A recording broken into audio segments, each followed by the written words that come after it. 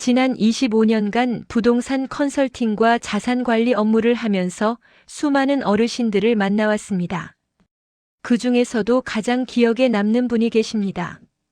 10만 평이 넘는 땅을 소유하고 계신 82세 어르신이셨는데 처음 만났을 때 이런 말씀을 하셨습니다.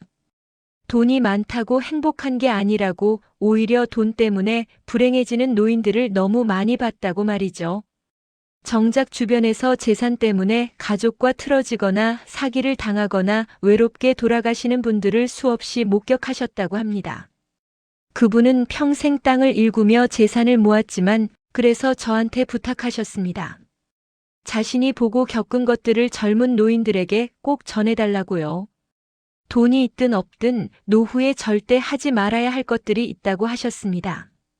오늘은 그분이 들려주신 이야기와 제가 현장에서 직접 겪은 사례들을 바탕으로 요즘 노후 생활에서 꼭 피해야 할 5가지에 대해 말씀드리려고 합니다. 혹시 여러분도 이런 실수를 하고 계시진 않은지 편안하게 들어주시면 감사하겠습니다. 가장 먼저 말씀드릴 것은 자녀에게 재산을 너무 일찍 물려주는 일입니다. 많은 분들이 살아계실 때 미리 물려주면 자녀들이 감사해하고 더 잘해줄 거라고 생각하십니다. 상속세도 걱정되고 나중에 복잡한 것보다 지금 정리하는 게 낫다고 판단하시죠. 그런데 정말 그럴까요? 작년에 상담했던 김정수님 사례를 말씀드리겠습니다. 75세이신 그분은 서울 강남에 아파트 2채와 지방에 땅 몇만 평을 가지고 계셨습니다. 자녀가 셋인데 모두 결혼해서 잘 살고 있었죠. 큰아들이 사업 자금이 필요하다며 아파트 한 채를 미리 증여해달라고 했고, 김정수님은 흔쾌히 그렇게 하셨습니다. 효자였으니까요. 그런데 문제는 그 다음부터 시작됐습니다.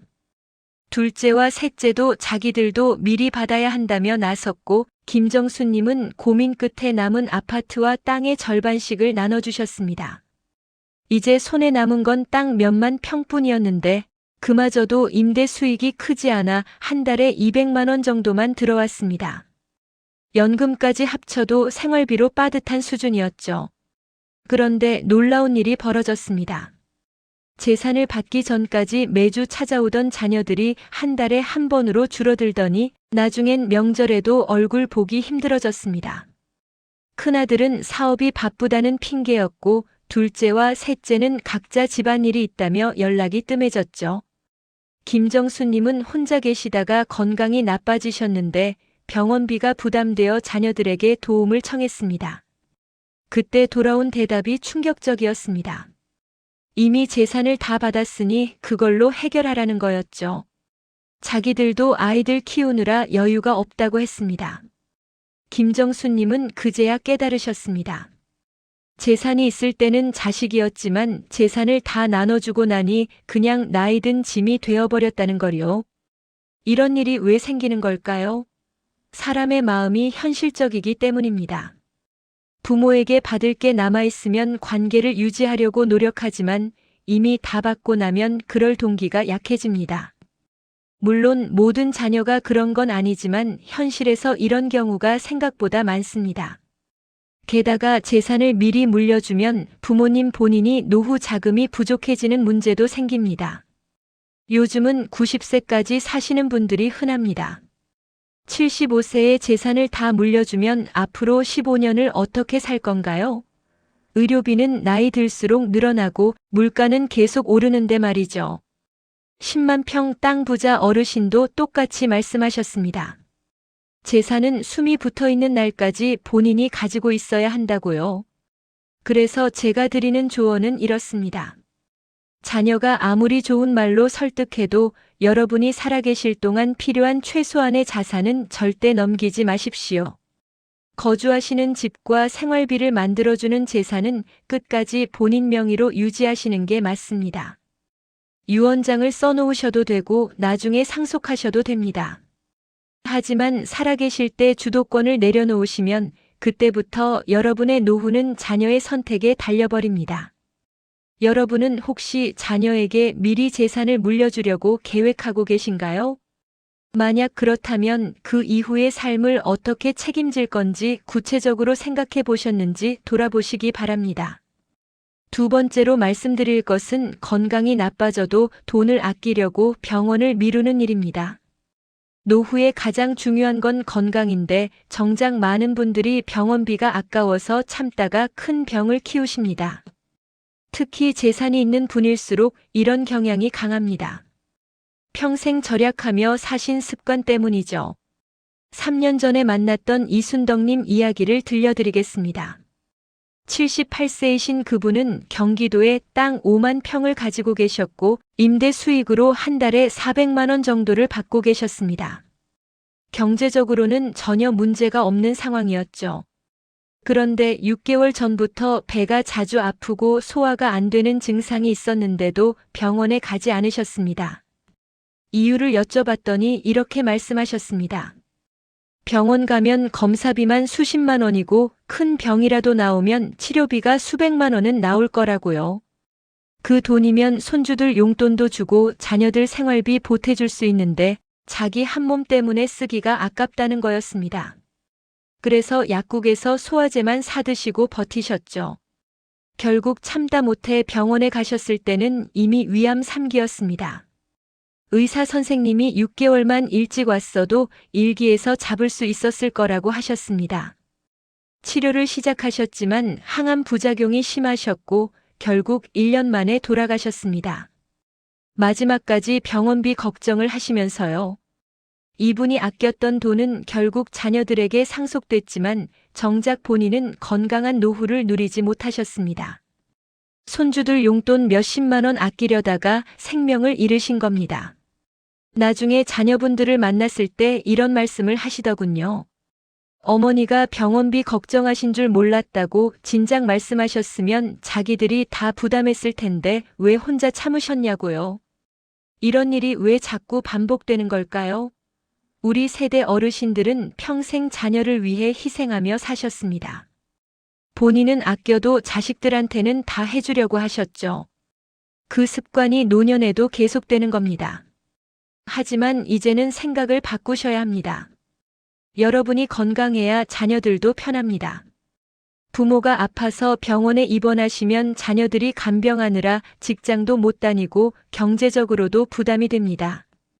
정서적으로도 힘들죠. 반면에 부모님이 건강하시면 자녀들은 각자 삶에 집중할 수 있습니다. 그러니까 병원비 아끼는 게 자녀를 위하는 게 아니라 오히려 자녀에게 더 큰 부담을 주는 일입니다. 10만 평 땅 부자 어르신도 강조하셨습니다. 돈은 벌 수 있지만 건강은 돈으로 살 수 없다고요. 특히 70대 이후에는 작은 병도 방치하면 급격히 악화됩니다. 조기에 발견하면 간단히 치료되는 병들이 많은데 참다가 손 쓸 수 없게 되는 경우를 너무 많이 봤다고 하셨습니다. 그래서 제가 드리는 조언입니다. 몸에 이상 신호가 오면 절대 참지 마시고 바로 병원에 가십시오. 건강보험이 있어서 실제 부담은 생각보다 크지 않습니다. 정기검진도 꼭 받으시고 특히 암검진은 1년에 한 번씩 꼭 하셔야 합니다. 병원비는 아까운 돈이 아니라 여러분의 생명을 지키는 가장 확실한 투자입니다. 자녀들한테 남겨줄 유산보다 여러분이 건강하게 오래 사시는 게 훨씬 더 중요합니다. 여러분, 혹시 지금도 몸이 아픈데 병원비가 아까워서 참고 계신 건 아닌가요? 세 번째는 혼자 사는 것을 너무 고집하는 문제입니다.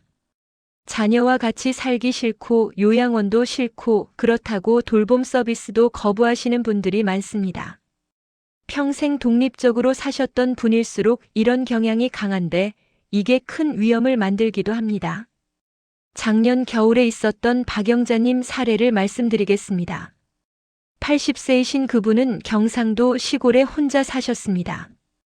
땅이 3만 평 정도 있어서 경제적으로는 문제 없으셨고 자녀가 둘 있었는데 모두 서울에서 살고 계셨죠. 자녀들이 여러 번 같이 살자고 했지만 그분은 평생 살던 곳을 떠날 수 없다며 거부하셨습니다. 겨울에 혼자 계시다가 욕실에서 미끄러져 넘어지셨는데 골반뼈가 부러지셨습니다. 핸드폰도 거실에 두고 욕실에 들어가셨기 때문에 연락할 방법이 없었죠.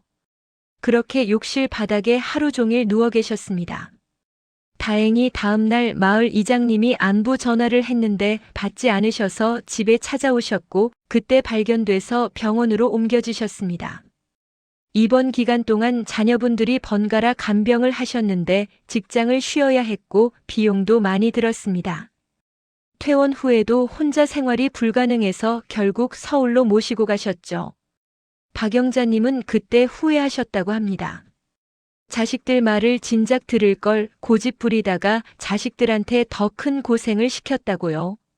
사실 이런 일은 누구에게나 일어날 수 있습니다. 나이가 들면 균형 감각이 떨어지고 근육도 약해지고 반응 속도도 느려집니다. 젊을 때는 문제없던 일들이 70대 이후에는 위험해지는 거죠. 혼자 계시다가 넘어지거나 갑자기 쓰러지시거나 심장마비나 뇌졸중이 오는 경우도 있습니다. 그런데 주변에 사람이 없으면 골든타임을 놓치게 됩니다.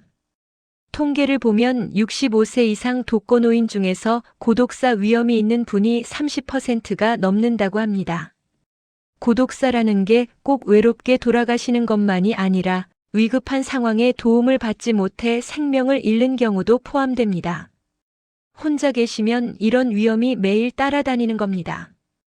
그렇다고 꼭 자녀와 같이 살아야 한다는 건 아닙니다. 요즘은 좋은 대안들이 많습니다. 시니어 타운이나 실버 타운 같은 곳은 독립적인 공간을 유지하면서도 응급 상황에 바로 대처할 수 있는 시스템이 있습니다. 식사도 제공되고 의료 서비스도 연결돼 있죠. 비용이 부담된다면 정부에서 지원하는 노인 돌봄 서비스를 신청하실 수도 있습니다. 집에서 계속 사시고 싶다면 최소한 응급 호출 장치라도 설치하십시오. 요즘은 넘어지면 자동으로 감지해서 보호자한테 알림이 가는 기기들도 있습니다. 또 하루에 한 번씩이라도 자녀나 친구와 통화하시는 습관을 만들어 보세요. 혼자 계시더라도 최소한의 안전망은 갖추셔야 합니다. 10만 평 땅 부자 어르신 말씀이 독립심은 좋지만 고집과 독립심은 다르다고 하셨습니다. 현명한 독립은 안전을 확보한 상태에서의 독립이라고요. 여러분, 지금 혼자 사시면서 위급한 상황이 생기면 누가 도와줄 수 있는지 생각해 보신 적 있으신가요? 네 번째는 사기꾼들의 표적이 되는 문제입니다. 요즘 노인들을 노리는 사기 수법이 갈수록 교묘해지고 있습니다. 특히 재산이 있다는 걸 알려지면 온갖 사기꾼들이 달라붙습니다. 투자 사기, 보이스피싱, 지인 사칭 사기까지 다양한 방법으로 접근합니다. 6개월 전에 상담했던 최문식님 사례가 충격적이었습니다. 76세이신 그분은 서울에 빌딩 하나를 가지고 계셨고 임대 수익으로 한 달에 800만 원을 받고 계셨습니다. 그런데 어느 날 증권회사 직원이라는 사람한테 전화가 왔습니다. 특별한 투자 상품이 있는데 원금 보장에 월 5% 수익을 준다는 거였죠. 처음엔 의심하셨지만 그쪽에서 계속 연락하면서 실제 증권회사 사무실로 초대했고 그곳에 가보니 그럴듯한 사무실에 직원들도 여럿 있었습니다. 투자 설명도 전문적으로 했고 계약서도 그럴듯했죠. 최문식님은 안심하시고 1억 원을 투자하셨습니다. 첫 달에는 정말 500만 원이 들어왔습니다. 그래서 믿음이 생기셨고 두 번째 달에 3억을 추가로 투자하셨습니다. 지인들도 소개했고 그분들도 돈을 넣었죠. 그런데 세 번째 달부터 연락이 안 되기 시작했습니다. 전화도 안 받고 사무실에 가보니 이미 텅 비어 있었습니다. 경찰에 신고했지만 사기꾼들은 이미 도망간 뒤였고 투자금은 한 푼도 돌려받지 못했습니다. 최문식님은 평생 모은 재산의 절반 가까이를 잃으셨습니다. 지인들한테도 미안해서 자기 돈으로 일부 보상해 주셨고 결국 빌딩까지 팔아야 했습니다. 80세 가까운 나이에 다시 시작해야 하는 상황이 되신 거죠. 우울증까지 오셔서 지금도 치료를 받고 계십니다. 왜 이런 일이 생기는 걸까요? 사기꾼들은 노인들의 심리를 너무 잘 압니다. 첫째, 노후 자금이 부족하다는 불안감을 자극합니다. 연금만으로는 부족하니 투자 수익이 필요하다고 설득하죠. 둘째, 외로움을 이용합니다. 자주 연락하고 친절하게 대하면서 신뢰를 쌓습니다. 셋째, 욕심을 자극합니다. 원금 보장에 고수익이라는 말로 유혹하죠. 보이스피싱도 마찬가지입니다. 자녀 목소리를 흉내내거나 검찰이나 경찰을 사칭해서 긴급한 상황이라고 겁을 줍니다. 순간적으로 당황하게 만들어서 판단력을 흐리게 하는 거죠. 실제로 작년 한 해 동안 70대 이상이 보이스피싱으로 잃은 돈이 1,000억 원이 넘는다고 합니다. 투자 사기를 피하는 방법은 간단합니다. 월 5% 이상 수익을 보장한다는 상품은 100% 사기입니다. 은행 금리가 3% 정도인데 5%를 보장한다는 건 상식적으로 말이 안 되죠. 또 누가 투자하라고 권유하면 절대 혼자 결정하지 마시고 자녀나 전문가와 상의하십시오. 보이스피싱은 더 간단합니다. 전화로 돈 이야기가 나오면 무조건 끊으세요. 자녀라고 해도 경찰이라고 해도 은행이라고 해도 예외 없습니다.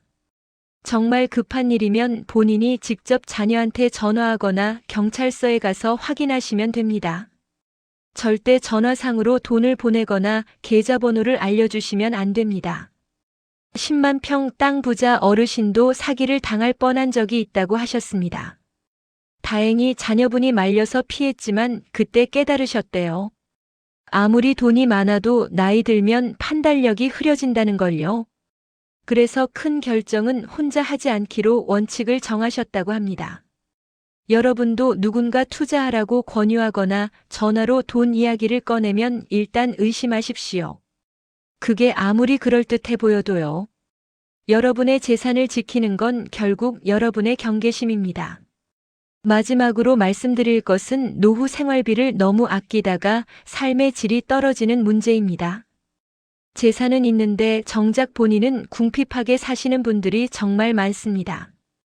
자녀한테 물려줄 생각에 본인은 쓰지 않으려고 하시는 거죠. 2년 전에 만났던 정한수 님이 그런 경우셨습니다. 79세이신 그분은 땅 8만 평과 건물 2채를 가지고 계셨습니다. 시가로 따지면 100억 원이 넘는 재산이었죠. 그런데 실제 생활은 월 80만 원 정도로 사셨습니다. 연금 받으시는 돈으로만 생활하시고 임대 수익은 전부 저축하셨습니다. 한겨울에 집에 가보니 보일러를 안 틀고 전기장판만 켜놓고 계셨습니다. 난방비가 아깝다는 이유였죠. 식사도 거의 라면이나 김치로만 하셨고 옷도 10년 넘은 것만 입고 계셨습니다.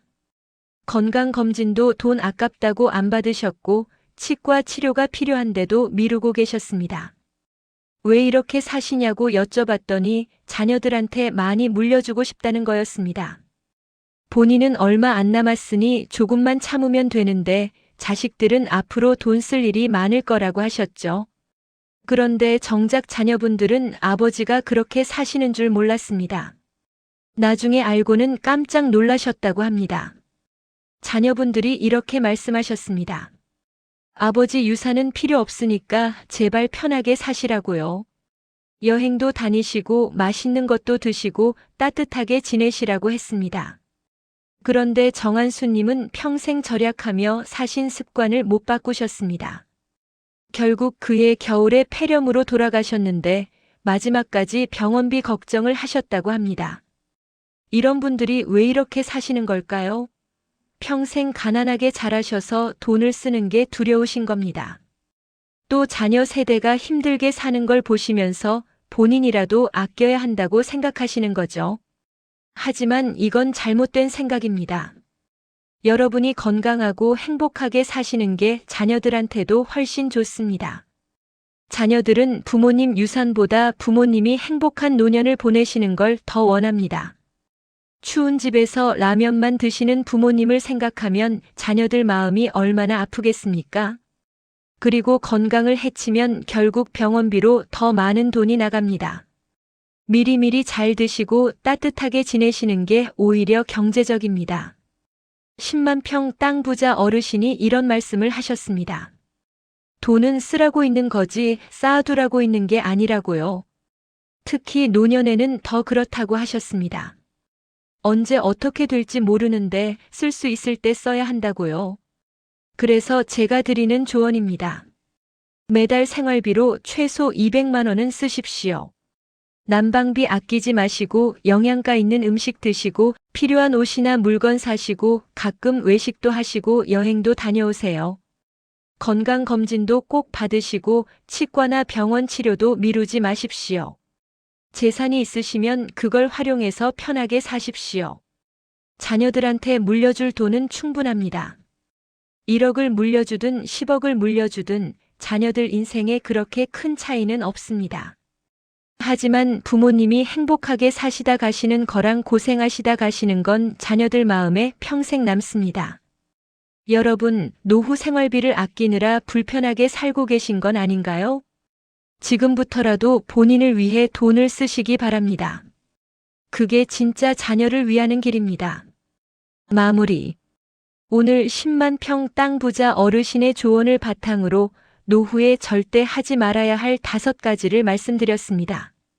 자녀에게 재산을 너무 일찍 물려주지 마시고 건강은 절대 아끼지 마시고 혼자 사는 걸 고집하지 마시고 사기꾼들을 조심하시고 생활비를 너무 아끼지 마시라는 내용이었습니다. 이 5가지는 모두 실제로 제가 현장에서 목격한 일들이고 지금도 많은 어르신들이 겪고 계시는 문제들입니다. 돈이 많든 적든 상관없이 누구에게나 일어날 수 있는 일들이죠. 그래서 미리 알고 대비하시는 게 중요합니다. 노후는 인생에서 가장 소중한 시간입니다. 평생 열심히 일하시고 자녀 키우시느라 고생하셨으니 이제는 본인을 위해 사셔야 합니다. 건강하게, 안전하게, 행복하게 지내시는 게 가장 중요합니다. 그게 자녀들도 원하는 일이고 여러분이 마땅히 누리셔야 할 권리입니다. 오늘 말씀드린 내용 중에 혹시 해당되는 부분이 있으시다면 지금부터라도 바꾸시기 바랍니다. 늦은 때란 없습니다. 80세든 90세든 오늘이 가장 젊은 날입니다. 남은 인생을 더 현명하게, 더 행복하게 사실 수 있습니다. 끝까지 들어주셔서 감사합니다. 여러분 모두 건강하시고 행복한 노후 보내시길 진심으로 바랍니다.